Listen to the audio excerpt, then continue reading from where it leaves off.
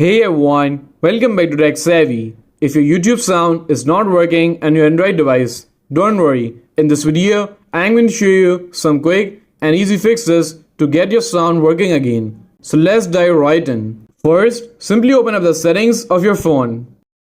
And now go to the sound section in your phone settings. And make sure that your media volume is turned up. And once it is done, you have to open up the apps and notification settings in your phone. And open up the YouTube app here. Okay, so here you will see an option called Force Stop. Simply tap on it. And then tap on Storage here. And tap on Clear Cache. And now tap on Clear Storage.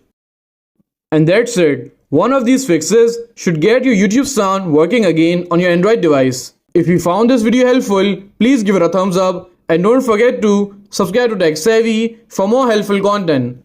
And I will see you in the next video. Thanks for watching.